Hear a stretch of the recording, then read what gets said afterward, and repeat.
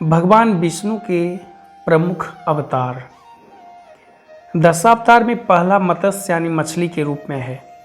Darwin की theory भी कहती है अमीबा मछली धरती पर पहला प्राणी था, मतलब जीवन का सृजन क्रिएशन शुरू हुआ। मत्स्य अवतार क्रिएशन का प्रतीक है। क्रिएटिव होना आज के दौर की सबसे बड़ी ज़रूरत है।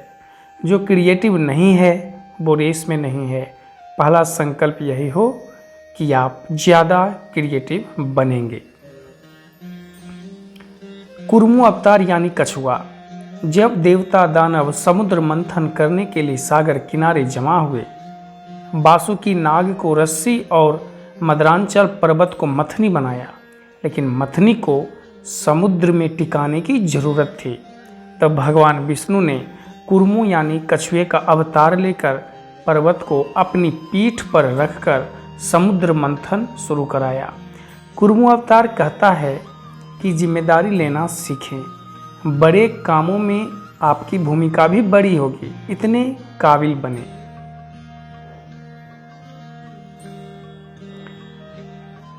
एक बार हिरण्याक्ष नाम के दैत्य ने पृथ्वी को चुराकर पानी में डुबो दिया।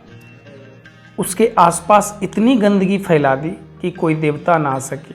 हिरण्याक्ष जानता था कि देवता गंदगी में नहीं जाते।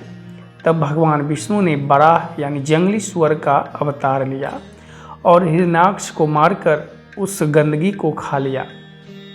अपने सींग पर पृथ्वी को उठाकर पानी से बाहर लाए। बराह अवतार प्रकृति और साफ सफाई का प्रतीक है। गंदगी से बीमारियां नहीं लाती, गरीबी भी लाती है। प्रकृति से प्रेम करें और सफाई का ध्यान रखें। दैत्यराज हिरण्यकशिपु का बेटा प्रहलाद भगवान विष्णु का भक्त था। कई अत्याचारों के बाद भी उसने विष्णु की आराधना बंद नहीं की।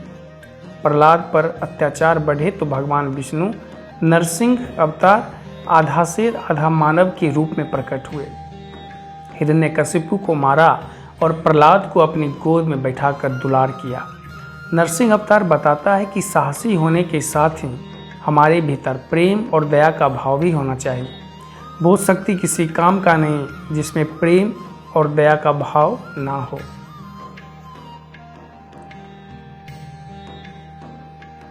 नरसिंह अवतार के बाद जो अवतार है वह है वामन अवतार। विष्णु के 5वें अवतार हैं वामन। प्रहलाद के पोते दैत्यराज बलि की ताकत काफ़ी बढ़ चुकी थी। बलि के बढ़ते राज्य और प्रभाव को देखते हुए देवताओं ने भगवान विष्णु से प्रार्थना की। भगवान ने वामन अवतार लिया। बौने ब्राह्मण के रूप में बलि से 3 पग भूमि दान में मांगी और अपने 3 पग में पूरी सृष्टि ही नाप ली। वामन यानी छोटे कद का मानव। ये कद शरीर नहीं अहंकार का है। ईगो ना रखे। देवताओं को बचाने के लिए भगवान को छोटा बनना पड़ा, मांगना पड़ा। उन्होंने अहंकार नहीं किया, बिना किसी ईगो के छोटे बने, दान भी मांगा। ईगो को छोड़ना जरूरी है। सहस्त्रबाहु अर्जुन महेशमती आज मध्य प्रदेश का महेश्वर शहर का राजा था। उसके अत्याचार बढ़ रहे थे। अहंकार में उसने जगदाग्नि ऋषि का वध कर दिया। इन्हीं जगदाग्नि ऋषि के पुत्र थे परशुराम, जिन्हें भगवान विष्णु का 6ठा अवतार कहा जाता है। उन्होंने क्षत्रिय राजाओं के बढ़ते अत्याचार के खिलाफ आवाज़ उठाई। 21 बार पृथ्वी को क्षत्रियहीन किया। परशुराम अवतार सिखाता है कि जब भ्रष्टाचार, अत्याचार और गलत काम बढ़ने लगे तो उनके खिलाफ आवाज़ उठाना जरूरी है। कहीं गलत होता देखें तो चुप ना रहें, उसके खिलाफ आवाज़ जरूर उठाएं। परशुराम अवतार के बाद राम अवतार। भगवान राम 7वें अवतार हैं। मर्यादा पुरुषोत्तम कहलाते हैं। जीवन की चुनौतियों के लिए भगवान राम हमेशा सकारात्मक रहे। राज तिलक की तैयारी चल रही थी। अगले ही दिन 14 साल के वनवास पर भेज दिया गया।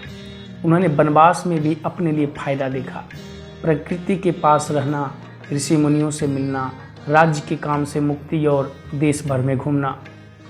वनवास के कुछ फायदे उन्होंने तुरंत समझ लिए। हंसते हुए जंगल की तरफ चल दिए।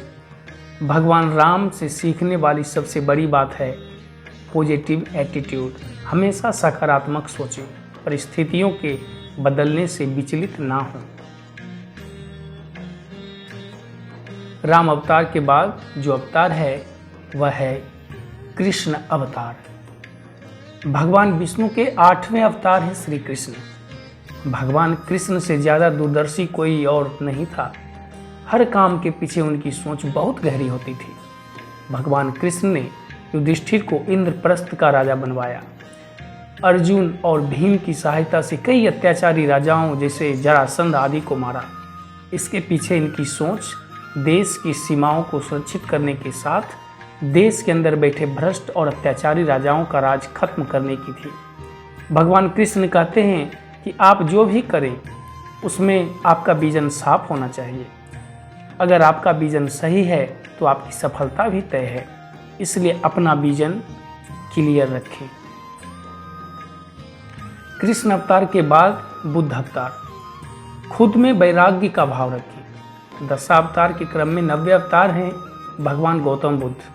बुद्ध वैराग्य के देवता हैं। उन्होंने संसार से अलग रहकर जीना सिखाया है। बुद्ध ने राजपाट छोड़कर संन्यास का रास्ता चुना। वे राजमहल में सुख भोग सकते थे, लेकिन उन्होंने अपने सुख छोड़कर दूसरों के दुख दूर करने का बीड़ा उठाया।